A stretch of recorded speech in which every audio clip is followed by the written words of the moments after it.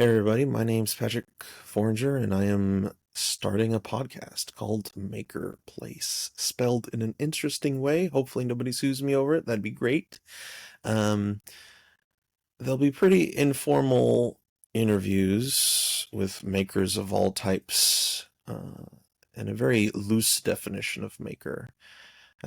One that I hope includes creatives of all types, writers, thinkers, community builders, anyone that is essentially driven to effect change in their world via their creative spirit. Today I'm going to be interviewing Don Austin. He's a comic artist that primarily works in the cyberpunkish, techno-futuristic genres, and I've been following him for quite some time on Patreon and a few other places, and he graciously offered to be interviewed about his work and what he's up to and how he got to where he is now. And I hope you enjoy the podcast, and there'll be hopefully more to come. If you would like to be on the podcast, that would be great. Anybody that wants to share anything they've worked on, feel free to send me a message here or other places, and I will get you on the pod. Thank you for stopping by and enjoy the show. I'm here with Don Austin. He is a comic artist and a cyberpunk comic artist. It's a genre that I've been following for a long time. I'll let you get started. Give you a little moment to introduce yourself. Maybe talk about your most recent work.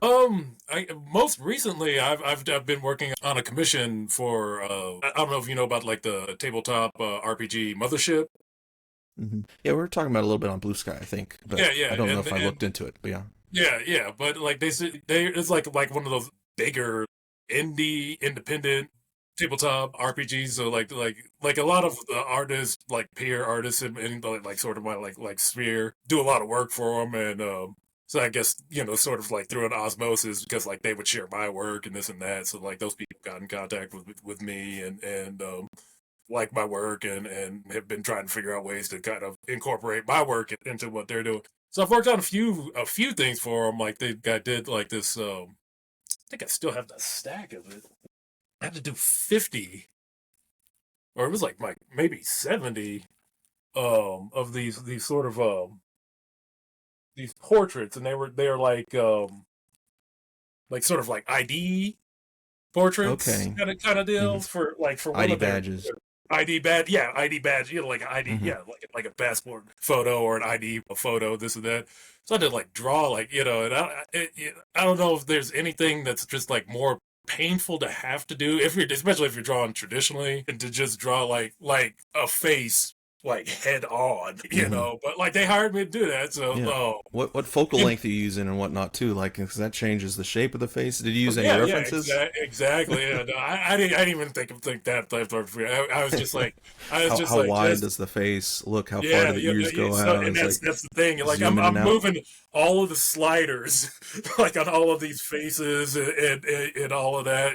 Like for like I'm like, okay, like this next guy, this next guy is gonna be Korean. Like this next guy is gonna be maybe Slavic, like, Mm-hmm. or like this next gal is gonna be Portuguese. Mm-hmm. You're just trying to crank out like as many faces as you go. So that was fun, but they finally like hit me up with something that's a little more in my wheelhouse, which was nice. They're starting this sort of like almost like a heavy metal magazine kind of deal, where it's Okay. just going to be different artists, a little anthology of sci-fi comics, and I believe they're trying to do it as a serial, because they're going to do, obviously, they're going to We don't know be what they're doing gonna do. more. It was like, well, obviously, it's like, no, not really, The dude. obvious business decision is this. Yeah, exactly. I was like, my decision. I need this money to keep coming. But they're doing like a serialized anthology, a comic magazine with different little sci-fi shorts and this and that. So I was just like, oh yeah, bet. Like when Yeah. they came to me with it. So I got that wrapped up, and we're just kind of finalizing like some of the last color edits, because like I did all of them uh It's in my almost there, normal huh? black and white halftone style. they were just like, hey, if you could throw a little color in there and this and that. And I was just like, well, if I have time, like I just wanted to make sure absolutely by the deadline we had that they had the Mhm. comic. So I focused on that, got that done. But we still got like a little more time before they got to go to press. I was just like, yeah, I can play around with like a little color, little, like this and that. So it's to me, it's coming out real neat. I think it's gonna be really interesting. I'll look Oh, forward to seeing it. Make sure you post it everywhere, yep, or if you yep, have links, also we'll drop them in the show notes for the mag and whatnot. I was going absolutely. to ask about one thing you posted recently is you were doing some toning on the computer. So you don't normally use a computer for a lot of your work. So all the works that I have Right. are hand inked, hand, penciled and whatnot, sketched and what Yeah. have you. Yeah. Um, so how's that foray going out there into sort of the digital world? Like, because I think you said you've done some, but you weren't really leaning on it. Because I've gotten some of your toning, because you have toning sheets and which I'm assuming are like stickers, right? And you cut them out and you put But them on. yeah. How does But that process work? well, Or okay, like so or with did I go too far? yeah, well, yeah, that's I was just like, well, You're like, not so stop, much. stop. I Yeah. need to explain each little Oh my part. god. It's going too We should go far. back to it. I do all of the like the line art and all of that. Like I Mm, kind of have like a foot in both worlds. I have like a half of like a foot in the digital world and a half a foot in the traditional world because I draw everything like traditional right now. Like that may change here eventually, but like right now it's working this and that because I can scan all the images into the computer and then I can just go from there to so like any of like the color works that you see lately, like it's like all of the line art, like that's done digitally. And then I scan that in and then I can just paint all the color in digitally. So it's the same thing with the halftones. So like all of my halftone work, like all of Betamax, like everything mm, you've seen, like all the artwork is drawn and then scanned in the computer. And I'm using like a really old version of Clip. Clip used to originally be called Manga Studio. And the only reason why I use Manga Studio still is because it's like a print ready um program where you can just export the files print ready to go this and that, and it has an extensive tone library, so I can use like different like tones like the halftones they come in like a percentage. So it'll be like 55L, like 50L, and that L just kind of means how big the dot is, like per I think probably per square inch kind of deal. So I think it's like 55 dots per square inch. Then so if you use a 50, then it's like 50, so it's 40. So once that that number is shrinking, those dots are getting bigger. So you can make it like real obvious. Like if you go down like a real low number, it's like real obvious that like the tone is there. Whereas I usually tend to hang around like a 55L just because it's like I'm using the half tone more as a gray tone, and that's why a lot of my work doesn't have like a heavy emphasis on like a shadow, like a real heavy blacks. Um, because I was well, I mean, still am, but I got my BA in studio art, so I approach a lot of these things as a painter more than I do as sort of a graphic artist. So it's like I'm like to show the light, like a lot of like especially like in Western comics, like a lot of uh, the emphasis on like on the contrast and the shadows or whatever. It's even like we're just gonna make like like the darks, So it's like this would just be like yeah. like how my face is Very right now. stark. Yeah, yeah. You would just use like you would just black all of this in, and then like a colorist is gonna come by and do all of this, So like you're really not gonna be worrying about any of this. Whereas I'm just leaving like everything sort of lean clear, and it's like a lot of line art, like your the cards. Um, I was going to show that later. I forgot. See, that was the I mean, you edit this out. That should it should no. I mean, there's lots of potential. I like things where they're a little, back and forth, not so much like Yeah, cut no, to the next thing. yeah. But I I feel will show the collection that I have and why I'm a very biased interviewee right now, or okay. All right. interviewer. Sorry. All right, all right. Yeah, I was about to say, yeah, I was like, Patrick, what are you doing here? Like, what's going on? I was like, I'm just here to consume all art and experience everything. that's the good kind of.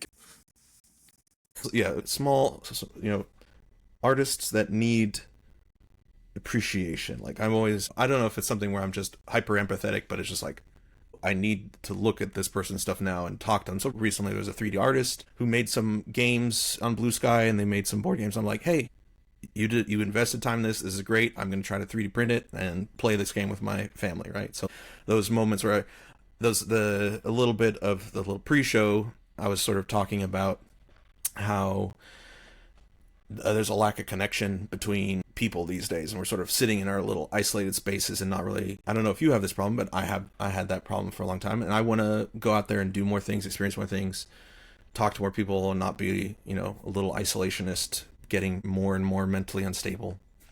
No, actually, Maybe I'm still mentally unstable. So I want to show people really quick the piece that Dawn made me a while back. yeah. Rebecca from Cyberpunk Edge Runners. It was a surprise. We're talking about it on Patreon, which you should subscribe to for, a low amount. I forget how much I pay. It's like $15 a month, I think. Yeah, Right? yeah, And then yeah. I get one You're of on that, these. the card tier. That's right. I get one of these every month. And here's how long I've been doing it for. Yeah, see, thank you. I'm like, this could be y'all. Wait. That's not all. I've got these too. Yeah. Wait. That's not all. I've got this nice mecha suit girl as well. And you two can pay Dawn and you can get really cool custom concept art as well. This is the original. That was a fun one to do. I really enjoyed. Yeah, you like that? That art that little got this project. one. I'm still working on this story, but slowly. Yeah. So if you're feeling so inclined, Don, and I will post the pictures of that in the show notes if you guys don't like, people just flipping paper around audibly on a on a podcast. I guess I should describe it. I'm holding up a large deck of cards, all of different cyberpunk-esque individuals. We got this nice, cool little cyber head worm kind of thing. Got guys with maybe a cyber arm implant gone wrong. We got helmet girl over here. Oh, yeah. I've got to pre-screen these because some of these are a little racy. Oh dear. Do you remember that one? Connected obits. Is this a racy one? No, that's upside down. This guy's sitting down. Oh yeah. It's so interesting to see these pieces out in the wild, because it's like I draw them up, and I'm kind of at the age now, like I don't forget, because it's like obviously like you show me a piece, and I'm just like, oh yeah, no, and I can recall like kind of how I felt, like or like when I was doing it and this and that, but it's like you're holding them up, and I'm like, oh yeah, I did draw that. You're like, yeah. I did have a bunch of my favorites up framed at one point, but like it came down and then they fell down and I never put them back up, but I need to do that again. Every once in a while I'll flip through them and be like, yep, well, I mean, I keep this one separate. This was on my desk for a little while. Oh, and then my wife's like, hey, you got to put that one away, No, she didn't actually say that. It was an interesting show, Edgerunners. It's I feel like the creators didn't really want. I mean, they did want Rebecca to be a center character, right? But like a lot of people were drawn way more to her. More, yeah. And I don't even remember the main character chick's name at this point. Lucy, I think. Right? Yeah, but I think is it Lucy, or is that or is that the I think it's Lucy. I'm not sure. Yeah. See, you don't even know, but you remember Rebecca. I hope. Yeah, I don't remember. She was always moody, staying in an apartment somewhere while David would go fight stuff and whatnot. And, and she was a diver, digital world diver, a cyber world diver. Yeah, they had They had two, and I think that was like a little confusing because you had the girl with the no mouth. She had, she had like, yeah, she was like one of them because she's the one who like rats him out at the end or whatever. But she regrets her decisions. Let's say Oh yeah, nah, yeah, it's a good show. yeah. So speaking of cybernetic media, I Sure, wanted sure, to sort of see if what inspires you, right? Right. So I wanted to go to early childhood Dawn, maybe. sure. What were the potentially animes, potentially other things? There wasn't so much mecha cyber stuff happening in America Land, in the 80s and 90s.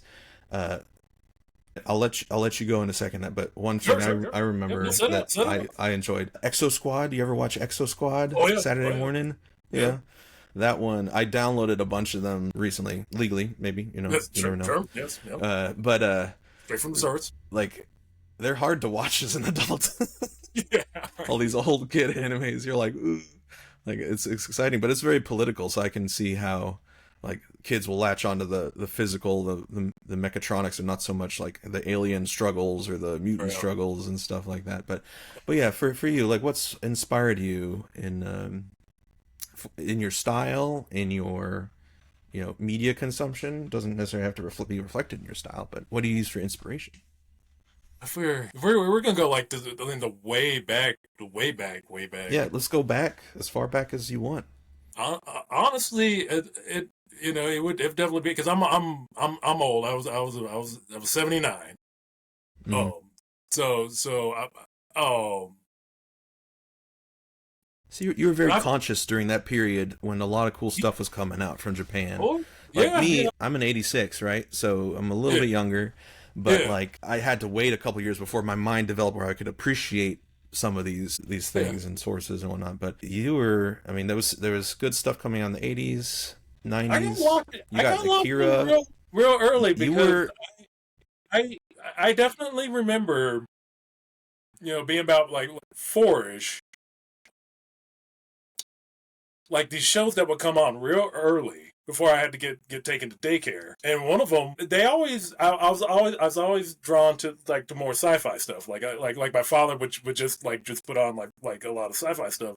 So it was like I was already like big on like Star Wars and big on Star Trek. So it's like basically like anything that had like a spaceship. And I was just like it was just something that sort of hot wired my brain. But like I said, there was these shows that would come on, and they were real early, so about like 5:36, an um, early riser. and it was Star Blazers Mm, and Robotech, and I remember okay. distinctly remembering how adult feeling the themes and the designs of like all of the spaceships, like they just felt like more like movies to me than like comics because like you're still being inundated with like I mean you're getting your Bugs Bunnies, you're getting your Tom and Jerry, you're getting Mm, all of that. So like that feels like cartoon fodder. That feels like safe for kids, cartoon fodder. mm. That's what you're watching. But I could distinctly remember being like this like I don't feel like I should be watching this at my age,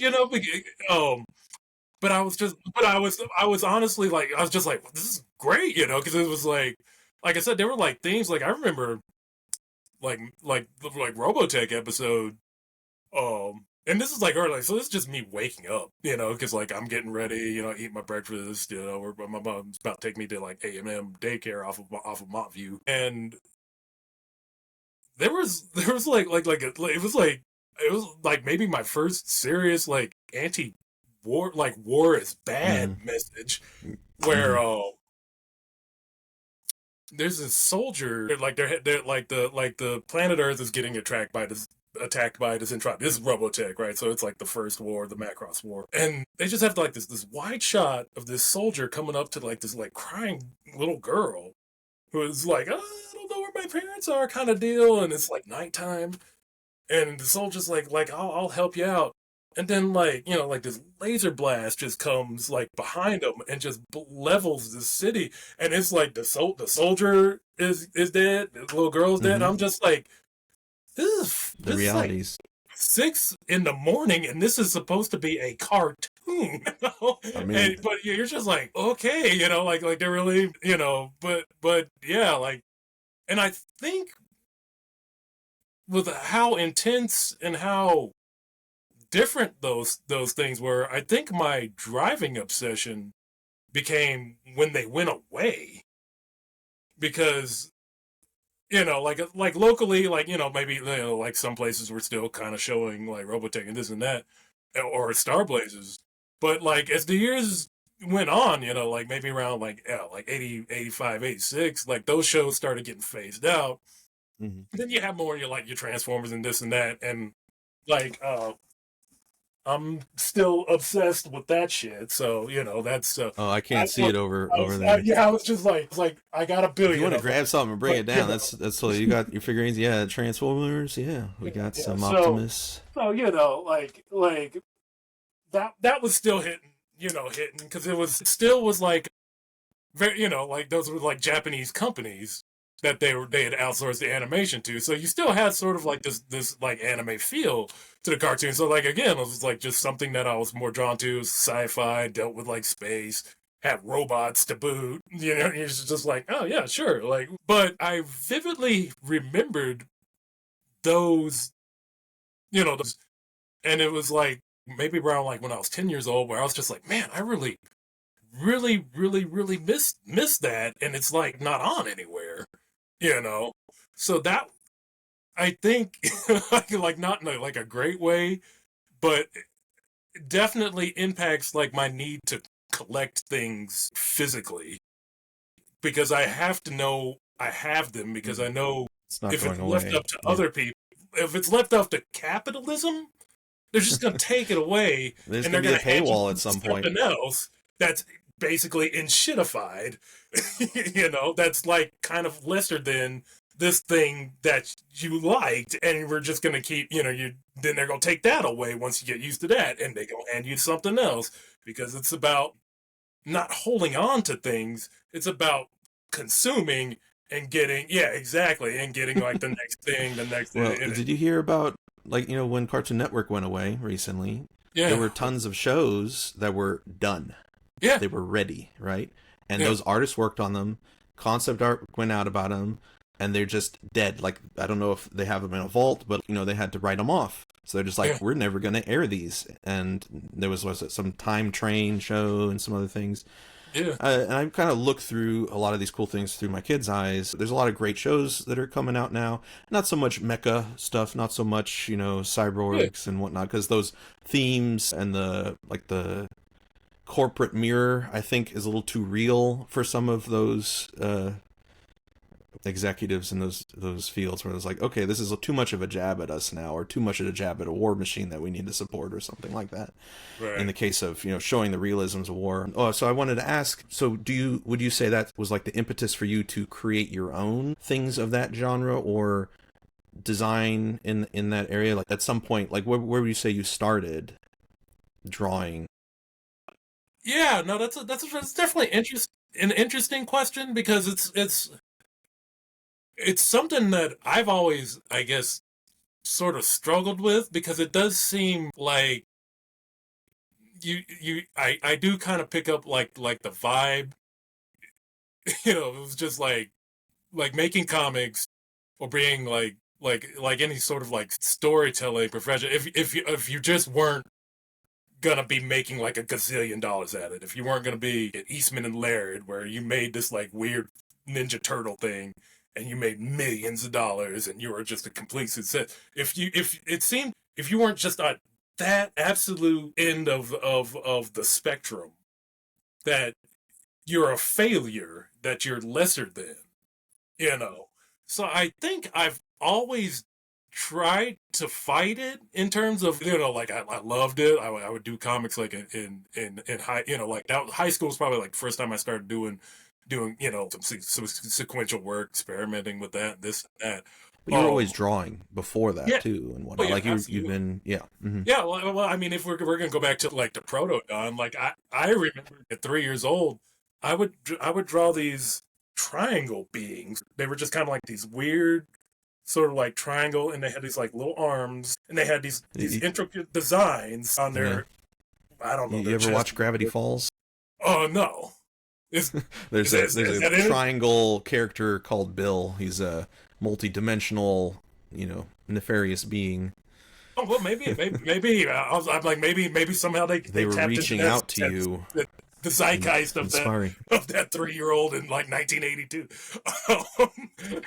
But no, I vividly remember that because I would like kind of like make up stories, and there was like, oh, like this is like, like draw 3 or 4 of them on a page and this and that, and but like I said, like when I got to high school, I was, but that was like a lot of like the high school, like I had good art teachers, but a lot of them are just like, like they want you to be like a painter. They Hmm. want you to be like art, and that was like heavy at a time because like you'll see like a lot of of designers who are like a lot younger than me now, who are, they're just like, yeah, no, I've been getting my art instructor and this and that to actually understand the merits of like anime and comics and this and that and the brilliance that lies therein. Whereas even in the 90s, it was like no, none of the teachers were going to listen to any of Hmm. that. And you were Yeah. just going to be, we're doing still lives, like we're doing, like we're doing self portraits. I had Miss Becker that loved her, but she was just like every month we were going to do a self portrait, and in high school. You're breaking out. Nobody liked the way they look in high school, like it's You like make the the last thing perfect I want. image version of yourself, Yes, like it's non-broken staring out in the version. mirror for like an hour and a half, Mm. trying to crank out this drawing I don't want to do, you Yeah. know. But I guess long story long, by the time I got to college in my senior show, I had made I was just like I could do anything. I was just like, wow. I was like, I'm just gonna do like all this concept art for like a movie, right? That doesn't exist, it's just like a movie that like I've kind of made up, right? So it was just like robot guy fighting, or this guy fighting this robot kind of deal and all of this shit. But yeah, no, there's a lot of things that have carried over. And yeah, maybe, but so I did like storyboards. I did all of this, right? So it was real popular. It was a good show, but like, and luckily it's like you get to pick your two art professors that come to interview you. And so it's kind of like this, where they can just be like, like just really hammer you. Why did you do this? Or it just could be like a discussion. And I picked Ralph Kaczynski and George. I can't remember George's last name, but he was great. He was great. He had just came my junior year, but I got Jorge and I got Ralph Kaczynski, and Kaczynski was amazing, amazing. But That's both good. both George and Kaczynski, they were amazing guys. Anyway, I'm sorry. I'm, Oh, we're that's all dusting right. off. We're like dusting off memories I have not thought about in like You're forever. yeah, they're all scratching, all the dust is flying away, and you're just like, oh, this one, that one, that Yeah, one. yeah, Yeah. exactly. But I they asked me. They were just like, do you think your art is mainly about storytelling? And I said, no. I was real confounded about it. I was like, well, it's not complete. So no, like this was just like showing like a component of the story, like the process. I was like, this show was more about the process, and they were like, yeah, we get that, but they were like, we seriously think like you're a storyteller.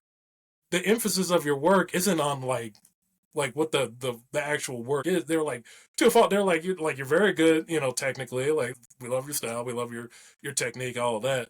They're like, that's not really what's being emphasized in your work. They're like even like your solo images, they all tell a story.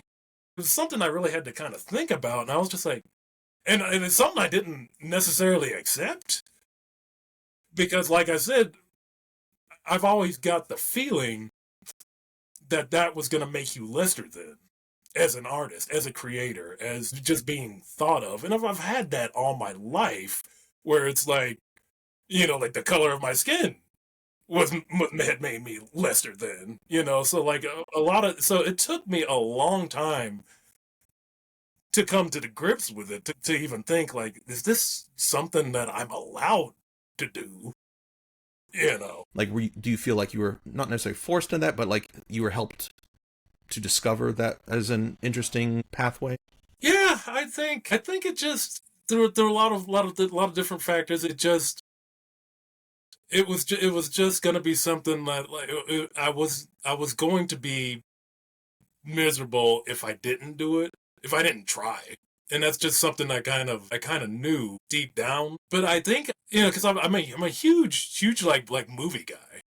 Like I mean, not huge, but I mean, yeah, kind of big. Like movies are very important to me, and a huge inspiration. But it was I learned like very early on, or you know, kind of gleaned that it's like a movie was just something that you could not do by yourself. I mean, I don't know, theoretically, generative AI now. People are going to be well, throwing it like, we're talking about like Don growing yeah, up. You know, yeah, like yeah. so, Okay, like we're talking about like in terms of the real. this is like me coming to decisions. Hmm. Um, Hmm.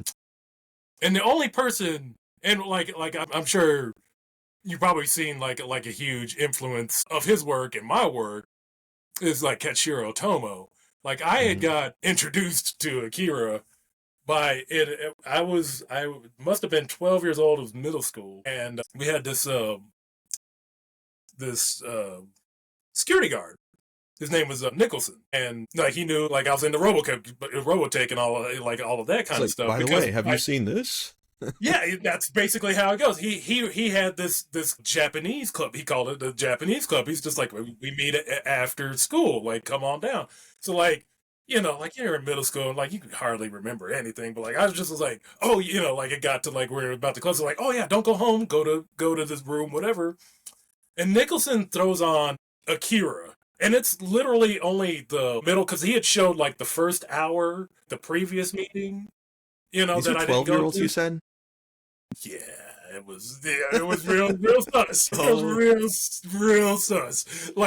Dude, like you're one of the first people who's ever like kind of gleamed onto that because I just was and I'm watching the second, you know, like the second hour till the end of Akira, you you get all know. the good stuff Yeah, essentially. that's what I'm saying. All the It's crazy going real bad. animation.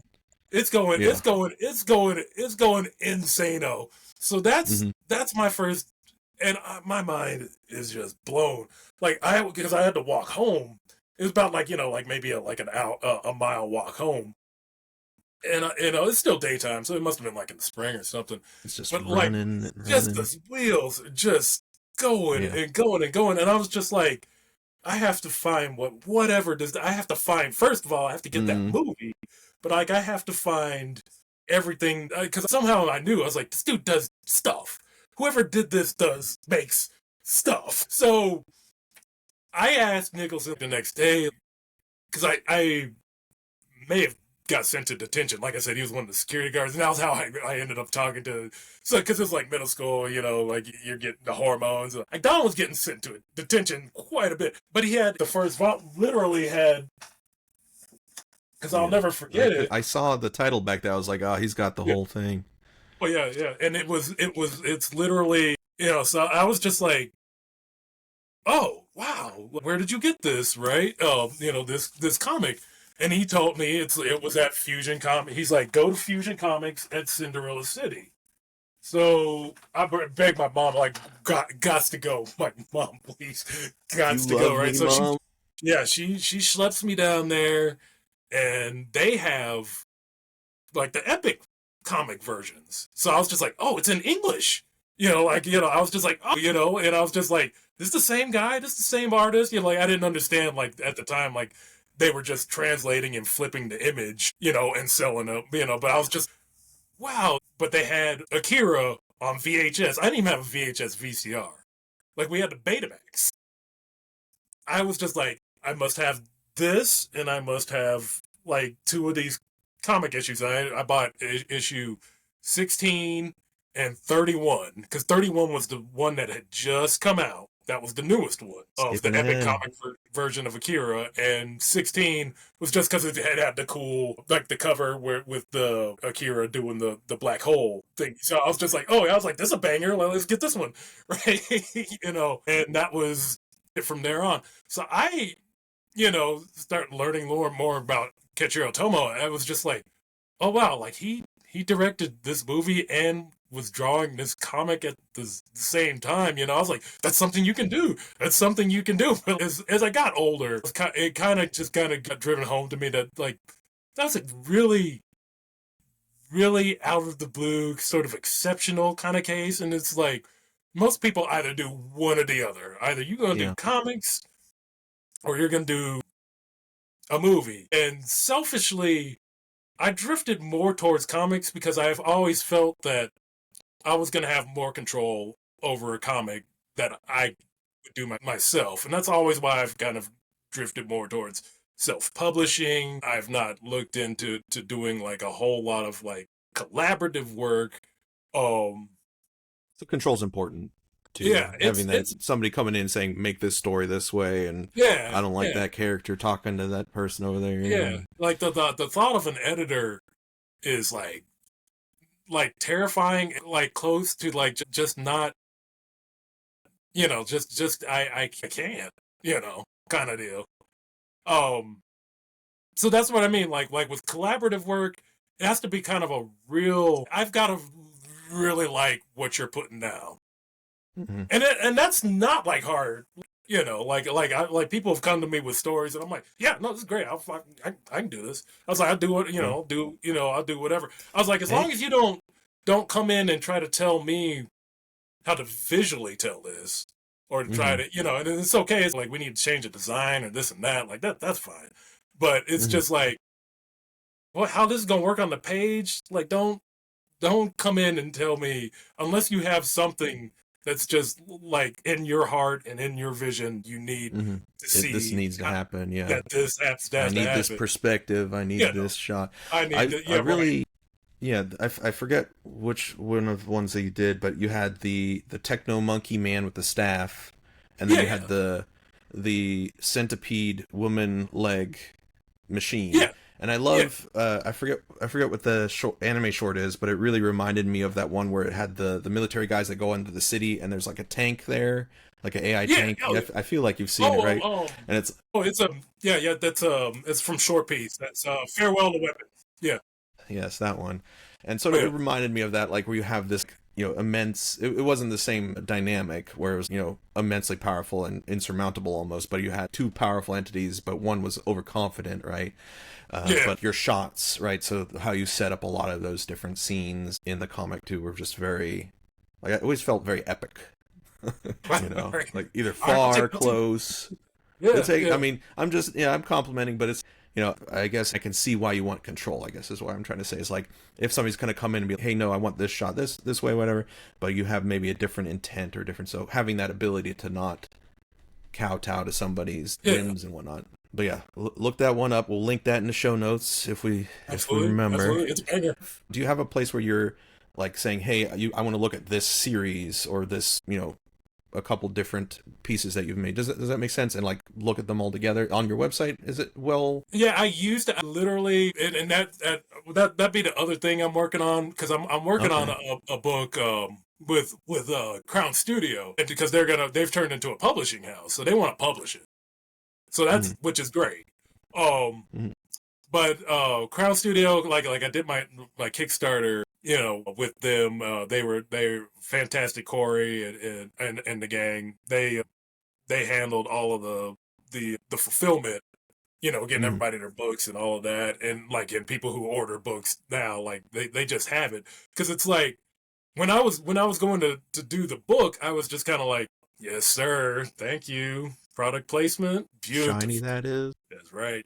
We still got some hardcovers left, folks, but You not too many. could own Betamax in hardcover.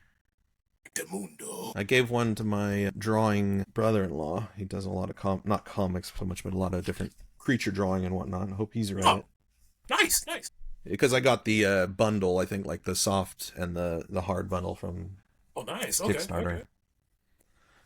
But yeah, But yeah. So that's but going to become like an anthology book from Crown. You're saying?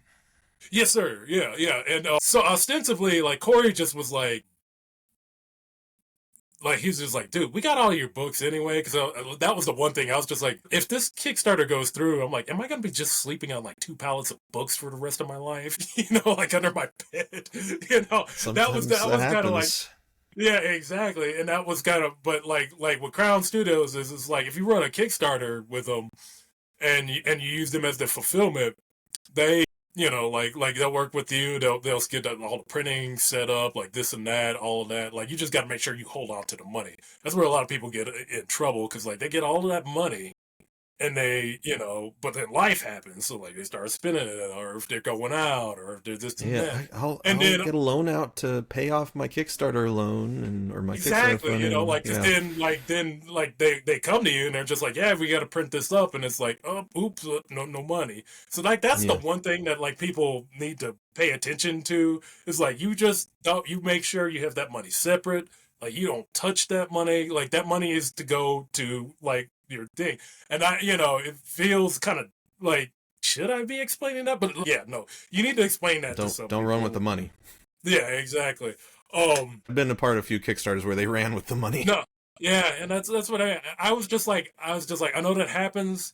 I don't want that to be attached to me because I was like I desperately want control over my creative process, and I want people to trust me that if they give me money for a book is going to come. You know, Yeah, whether you've it's done it good or not. once. But you were gonna Well, get something. well, you too, the listener, can be a judge. By here. I'm going to flip the paper here in front of the microphone. Yes, sir. You can Judge too. different, but I mean, it's all subjective. A little preview for the There we people. go. Oh yeah, yes, sir. But You got ultra powerful holographic entities, swords. swords. Sorry. You gotta get the swords.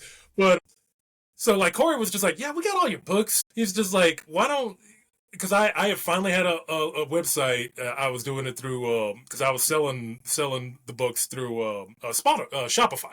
I was like Hmm. through Spotify. You can listen to Betamax. They No, too do books. I no, mean, they do I had audiobooks. yeah, right. I had a Shopify account, but it was a website where I could display artwork. So I really liked it because it displayed everything beautifully. Like it had like a beautiful gallery section and all of that. But it was like $40 a month. And Corey's like, dude, we could just throw your book on our website. We're launching our website and people could just do orders through there. Like we have the books anyway. It's gonna work the same. Like we just gonna send you the money. And I was like, and you're gonna, not have to pay $40 every month. That'd be why I don't have like kind of a website or a central site to go through like a gallery of my work at the moment. But it is something I should definitely look into. But it's like if you're gonna do like a website on your own, then you gotta kind of figure that out with like all the HTML and all of that. If is that the medium that you want people to appreciate your work the most, Yeah, like I in do a physical in a form? physical, yeah. I mean, mainly for me, it's just kind of like how comics are, and it's not that I'm not gonna have to diversify, and I'm not gonna have to do that because I have ventured in. I had a webtoons comic that I had been doing I would have stuck with webtoons a little more. Webtoons is just more geared towards like a digital artist that can just use their template and their weird sort of aspect ratio because Okay. like it's made from like a comic that you're gonna For read on a scrolling. phone Yeah. or yeah, exactly, or like a tablet where it's kind of a vertical scroll kind of deal. So it presented an interesting format that I was interested in. But at the time I didn't have anything to do to draw uh the comic like digitally, like all digitally, like I wasn't I mean I could have used Photoshop or Manga Studio, like I can draw in there. I'm just not comfortable with it, and I don't want to put something out that's visually not coming up to the standard that I've already sort of established. The human hand is amazing. That Yeah, the fine detail control, the feel that you get through everything, even on a Wacom and whatnot, you don't get the same sort of dragging effect. I mean, right. that's Yeah. gets people tip emulate and things like that. And it's not like I said, and I'm not knocking it because people do amazing work all digitally. I'm just saying there's going to be a learning curve for me to draw to get up to where I'm comfortable with what I'm putting out. And at the time, it just didn't seem feasible because like at that time, like I was still working on Betamax, I was still working on other stuff, working on commissions, working on that. It just did not seem like a wise idea to throw trying to learn how to draw on a Wacom tablet on top of all of that. And like I said, it's like it's not something that I'm not gonna learn. And it's like I feel like it's one of those things that I'll put it off forever, and then I'll do it, and it'll take maybe 2 weeks to get the feel down. And I could have just done this. I could have just bit the bullet and just figured this out. I'm kind of not worried about it. It's like, well, the longer you put it off, the better the technology will get, and you won't have to learn as much. There's a whole slew of AI artists these days, right, as well, that are just like, look at all this amazing prompting I'm doing to make art and make my art, or seed the art, or I've seen, especially in the anime field. Would you consider that diluting the entry to it, or would you consider saying that somebody used those tools and put something out, but they did work on the story, they did work on like seeding the designs and whatnot? Like, is that still a creative endeavor? It's a different medium, source medium, right? If you're talking about including like the AI in your creative process, if they just gave out the program, like the only way I would say it'd be like semi ethical is if they gave you the program or whatever and it's just bare bones, and then like you fed it your work. So it's like there's no other outside influence. It's just Yeah. all either your drawings or your writings. But at the same time, couldn't I just sit back and like turn the lights out and think? Yeah, the Like, do thing I need a with machine to like regurgitate yeah, like stuff that's probably already in here, albeit a little dusty? yeah. I think that's the one of the interesting problem. I know it's a little divergent from the topic, but it's an interesting problem Yeah. we're going to run into the future, Oh yeah. because the art side, the creative side, the writing side, there's a lot of people that are using these tools now to say, Yeah. I did this or I made this, and I know I've dabbled and looked at stuff, and I do a lot of coding with it too. I'm like, hey, look at this problem. How do you think I should solve this problem and whatnot? And so there's different sort of levels of that. It's like you can use it as a tool, or you can use it as something to completely create it, but it's only using previous work, and the amount of work that you need to train it on, at least from my understanding, is so astronomical to get anything like worthwhile out the end. Never even be able to train it on your art really. Like, Right. you've done thousands and thousands of But drawings. that's not enough. um Yeah.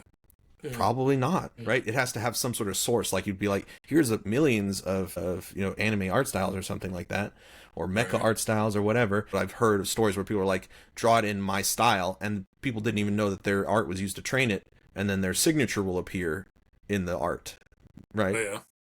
And then it's like, but yeah, and then it's in their style and it's whatnot. It's like, well, I didn't give permission, right, for this. So there's a lot of, we're talking about theft in this Well, industry right now. yeah. Well, if like it weren't all of that on top of it, like burning through like all the water in a lake just to drop like some big well endowed anime lady, which I'm like, "Oh, there's no shortage of that, man. Like we don't need it.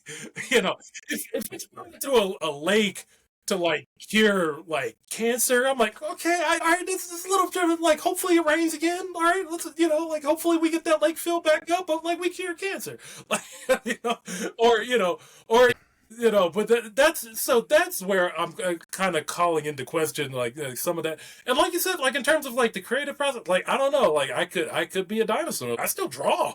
I still draw traditionally. So, like I've never fully been able to jump over and in the digital sphere because like, there's something about it I don't trust, and you're seeing a lot of that. You're seeing a lot of that where Adobe is, where people are canceling their Adobe because like Adobe's like, oh yeah, like we're switching to a subscription model, right? And it's like professionals, you got to work, you use these suites to work. But then now we get to use whatever your work is. We get to use your to generate, for our AI cache, and all of that, and you don't get any say, and you can't, opt out and any of that. As an artist, and this isn't for every artist, but definitely for me, it's a kind of a daunting task to just go and sit at that empty desk and get Mm. your ass in gear, Yeah. and get down to like what needs to be done. So I I'm kind of a person who doesn't like to do anything. And if I've got to do something, I want to make sure it's as efficient and as like I can just get into there and get done and then go back to staring off into to nothing land, kind of deal. Like I want to get this done so I can go back to doing nothing, which is probably my preferred default mode. But that nothing includes video games, reading Yeah, manga and yeah, whatnot, yeah, watching exactly. some cool But like anime. exactly, watch a Yeah. movie. I don't want to get all ready to go. I'm about to do this and this and that, and I'm about to go draw, and now I've got an update. So okay, great. All right, now I got an update. Oh, guess So what? there are barriers on the software Yeah, side. yeah. They're just like needless barriers. It's like the Windows have updated, and for some reason, it's not recognizing my Wacom in this Eclipse Studio that I'm using right now. So guess what?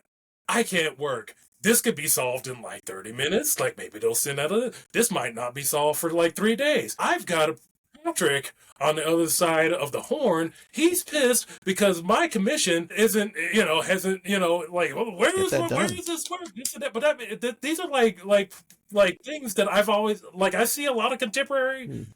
like big names, like big, big people who like work on like concept art and stuff like that, and they're just like, "Oh, great, can't work right now because Wacom just updated the driver, and now it doesn't work with any effing thing." And you know, Yeah.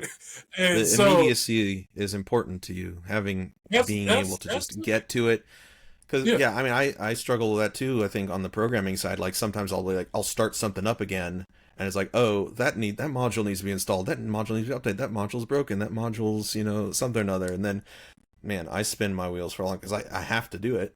I have to get it working again. I have to do yeah, those things. But then if we were pen and papering, code and binary and assembly and stuff still, that well, I don't think the programmers know how to do that anymore. So I'm on the digital side, right, where it's like everything I have to do is digital, and you still are allowing yourself to do the physical and have the physical touch and the artistry essentially because it's important but to you to have that immediacy, right? That's yeah, pretty cool. absolutely. All right. One more thing. Advice for people that want to get into, doesn't have to be cyberpunk comics, but comics in general. How do they Yeah, what school kind of schooling do they need to look for? What maybe not, use these pencils and pens, but like we did a little bit of the mindset today, right? Like you get down, you yeah. focus and whatnot. But anything else top of your mind?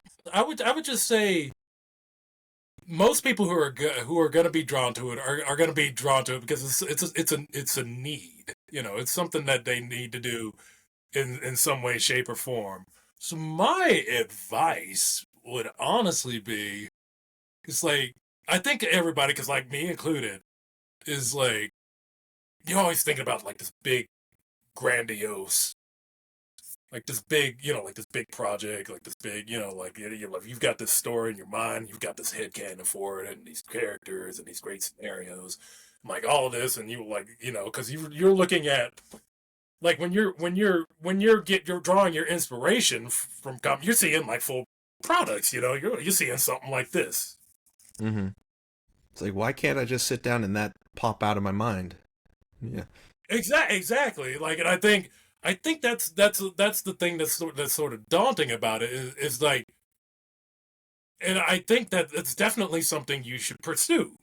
But to that end, I think it would behoove most people, and this would be me going back and talking to myself, is to start out real small. So like 3-page comics, 8-page maybe tops, right? Because it's gonna be a lot of work, but you're getting the repetitions in, like that. Also, in exercise, it's like, okay, if you haven't like bench pressed before, you wouldn't just like go onto the bench and like throw like 300 pounds on there and try to bench that. Like, there's no way. Like, you don't even have like the coordination. You don't have like the muscle memory. You don't have the like even like the nervous system. It's like you might be able to like bang out one just on like pure adrenaline because you're like gonna die. Where's my spotter? So who's your Exactly. comic spotter when you start out? Is that your teacher? Yeah. Well, your comic spotter is gonna be like basically like Your audience? well, no, well, I mean, No. I would just say like who you're drawing your inspirations from. So I think it's important to find things that you like how somebody did something, especially visually. And that's the other thing. I would start out with like 3 to like 8-page comics, and I would also start out doing silent comics where you don't focus on any dialogue, like any sound of onomatopoeias, any of that. Just see if you can write a coherent story visually, because that's a lot of the thing that sort of gets ignored, especially with like comics in the West, because comics in the West have become so focused on the writer and writing. So it's like these are more like sort of graphic images with like a novel's text sort of posted in a balloon next to them a lot of the time, you know. But and So writers are getting where paid to write words, you know. If they don't write words, well, exactly. I don't know. But sometimes, like you're saying, is that balanced, right? Like Right, right. if you're starting with the storyboard almost, because storyboard doesn't like contain words. And maybe it Yeah, contains like making segments of and I dialogue, and I, I I might be points. So, like in coming this at point, a comic artist or comic creation advice as more the artist, as more in terms of the yeah, visual. But I do feel that a lot of people aren't recognizing like how difficult it is to create a sequence visually. It's a lot of like editing. It's a lot of like knowing where your jumps are, where your cognitive jumps are gonna be. Where it's like if I'm jumping too far ahead in terms of what's happening, are people gonna be able to connect that? Like these two yeah. are do these are these sequitur because I put them next to each other and they don't relate that well. In terms of telling what the story is. So it's a difficult exercise. So that would be my advice. Would just be like two or 3-page comics. Like just get the blood flowing. Do like get your reps. Like get the muscle memory of it down. And like as a sneaky teacher, a short making a coherent 3-page or 8-page comic is actually way harder. You don't. Yeah, you have to. You're very To restricted, right? condense. Don't do too much, but the limited amount that you do, you need to make it work. And so it's But it's a gonna get you. balancing a little It's bit. gotta get you thinking, and Yeah, that's what because that's all this is. It's just thinking about stuff and then how to approach it, how you express. You know, so there's like there's no wrong way to do it, but like I said, I'm like for me, if you want to get going, it's kind of like a diesel engine. Like it's a little hard to start up, but once you get it yeah. going, A lot of compression needed. yeah, Yeah. yeah, you get it going, it's running smoothly, and you just gotta keep doing it. That's the other thing too. It's just like, like yeah, you gotta keep going. It is a muscle. Yeah, I think I've tried a few times to get better at drawing throughout my life, but then I'd always stop. And then Yeah, I'd look and I'd be like, oh, wow, I could draw hands. And if I try to draw hands now, it's a stick figure hand. right. You're practicing more getting the forms of things down. So it's like when you're sketching stuff off, everything's kind of like a amorphous blob anyway. This blob kind of looks like a torso. Like this Yeah, you blob got looks to like a start with those shoulder. shapes and those movements and those angles and figure out how it's all working together. Well, cool. Well, thanks, Don. I think that wraps it up. I think I'd love to have you on again, go over maybe some more of the like a practical and not so much the mental as well. But we'll get a lot of images up in the show notes, and I'll probably intersperse on the YouTube. Absolutely. Oh, but dude, thanks for having me. I think I had a blast. I did too. And it was nice getting to know you more as well. I know we were internet buddies for a long time. And to everybody listening, they can all hound you and Yeah, no, they kick rocks. I'll Go to the kick Patreon. rocks. Go to the Patreon. Go to Patreon. Buy a book. He won't ignore you on Patreon. Go to Yeah, Patreon. Put in right. $15 and you too could be the proud owner after multiple years of funding Yes, sir. your Yes, own card sir. deck. All right. Well, All right. bye for now, Don. Have a good Absolutely. lunch. That's what I'm doing next. That's exactly where I'm heading, brother.